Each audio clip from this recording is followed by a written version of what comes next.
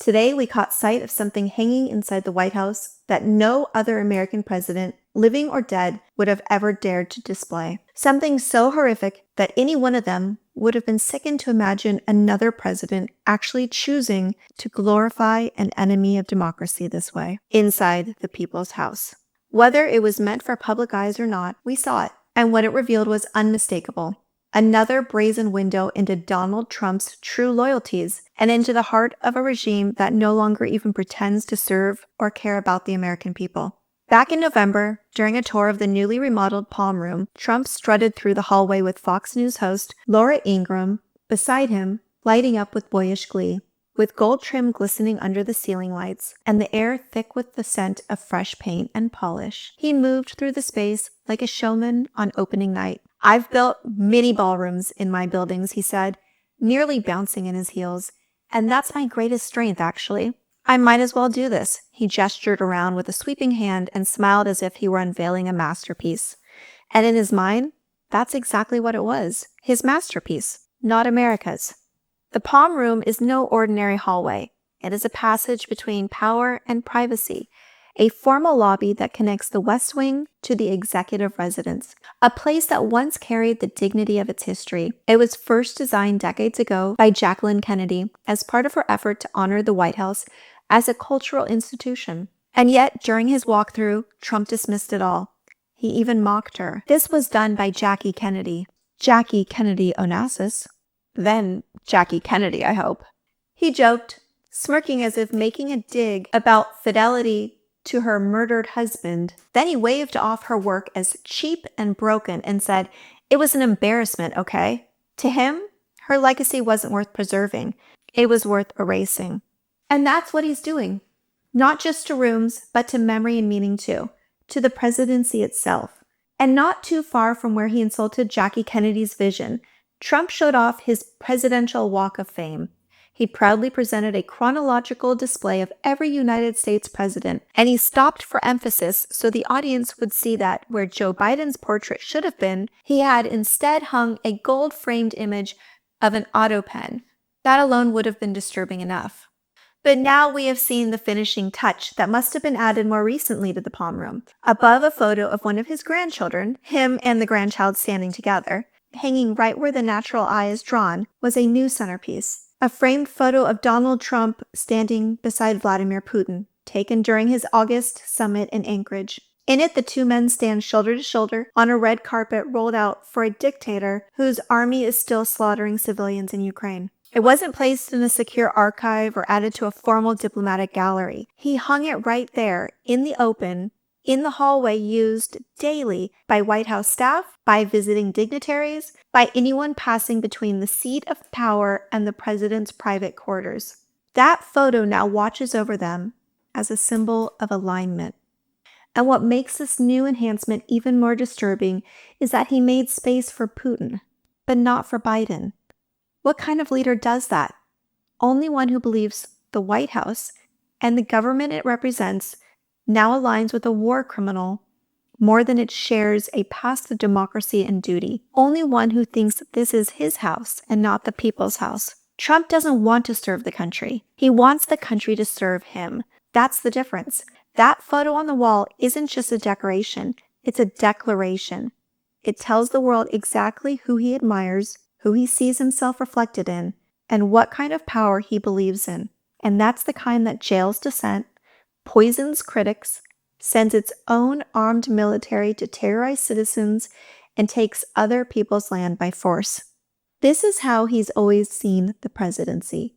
Not as a duty, but as a tool. And his time in office, he doesn't see it as a chapter in American history. He sees it as the correction to it. That's why he keeps tearing things out, removing portraits, rewriting traditions, insulting his predecessors and their spouses. He doesn't want to be one of the presidents. He wants to be the only one who ever mattered. It's not about improvement. It's about erasure and domination. And the people he chooses to glorify say everything about who he is.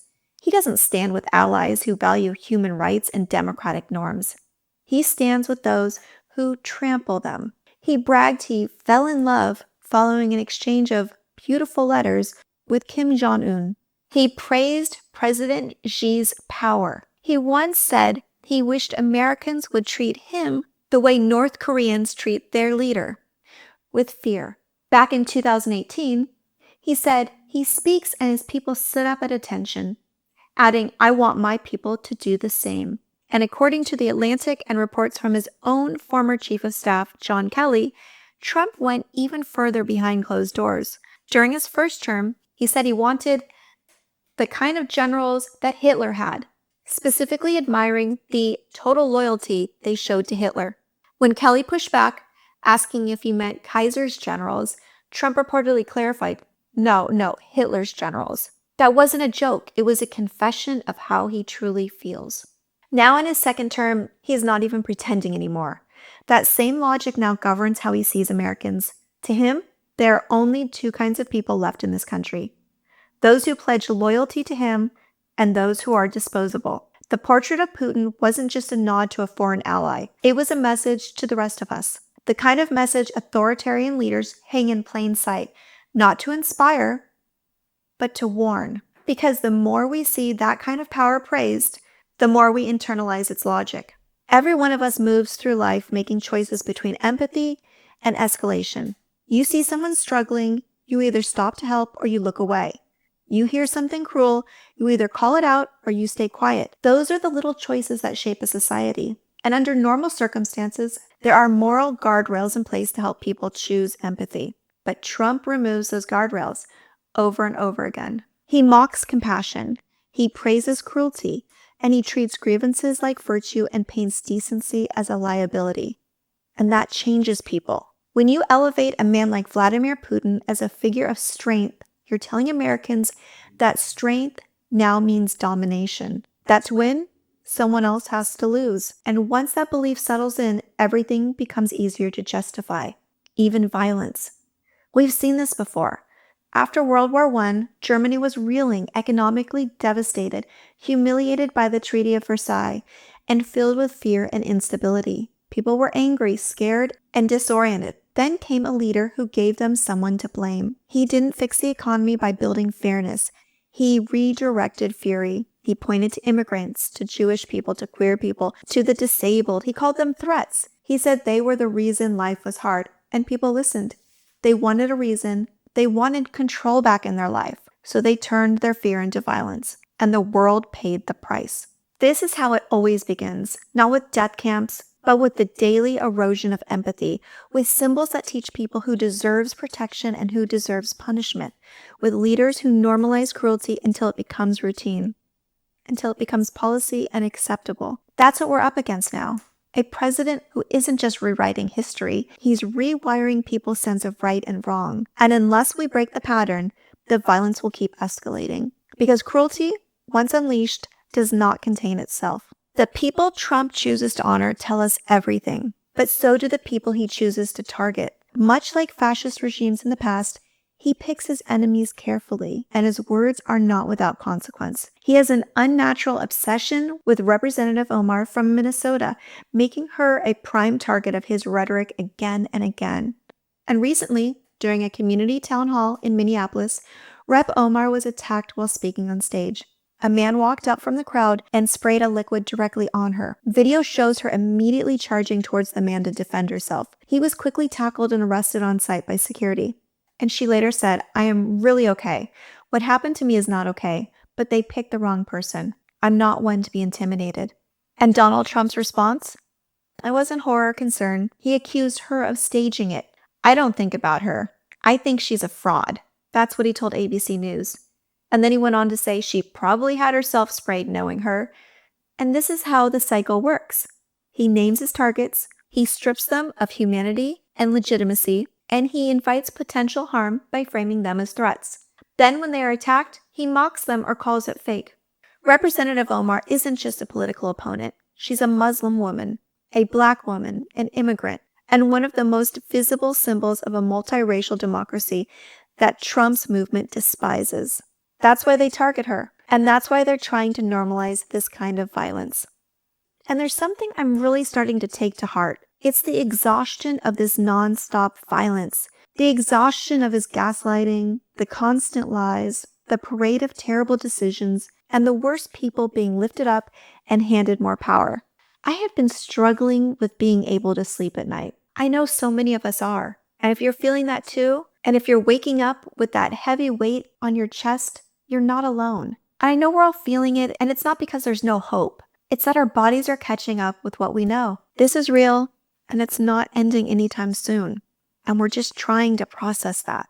I found myself stopping and trying to figure out why this moment feels so uneasy. And I think it's because I'm deeply concerned that by the time the midterms come in just 9 months, people will just be too tired and worn down to think that things could get better. I'm worried that they'll convince themselves that this is just how things are now. And what worries me even more is what Trump might do next. He's pushing the economy so hard right now because he knows how bad it is. Could he be setting up a bait and switch? I can already hear it. I'm going to send everyone $2,000, but Congress won't let me do it until after the elections. It's a con, a bribe wrapped in threat, and he could be desperate enough to try it. He's going to pull every trick he can. Some of it might backfire and keep people alert to what is happening, but a lot of people are going to get hurt in the process. He is going to push all limits and try to ram through as much as possible just in case the Democrats take back Congress. And then there was the raid. We learned that the FBI showed up before dawn at the home of Washington Post reporter Hannah Nathanson and tore it apart. Not because she was accused of a crime or because she was under investigation, but because she was a journalist doing her job. Agents seized multiple electronic devices, including her watch. The Post said the government made clear she was not the target, and yet they still treated her home like a crime scene. That is how authoritarian pressure begins. You do not have to arrest the journalists if you can intimidate them, or expose their sources, and send a warning to everyone else watching. But there was pushback. The Washington Post went to court, and a federal judge ordered the Justice Department to halt any review of the seized devices, issuing a standstill order until further arguments can be heard. And that matters.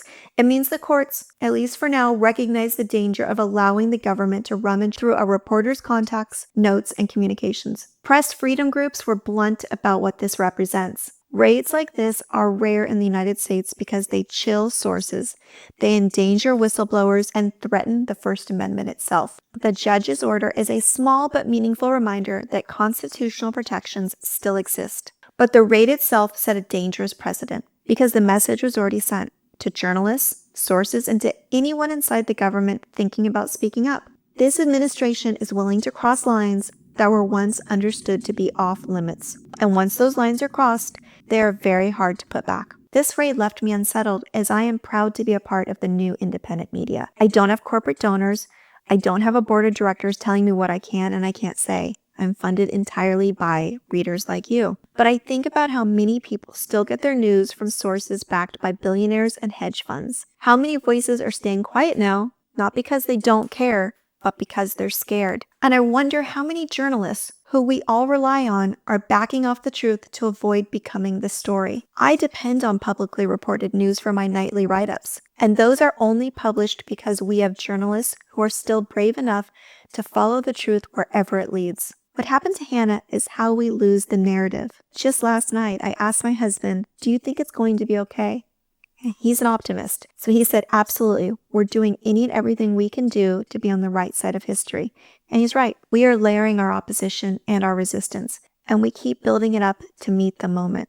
And just before I finally drifted off, I thought to myself, in the early days of Nazi Germany, was there some other family sitting in their house asking the same question? Do you think it'll be okay? And I'm sure they believed it would be, that it wouldn't go that far, that someone would stop him, but no one did. And now we know how that story ends. That's our advantage. We have seen what happens when we stay silent.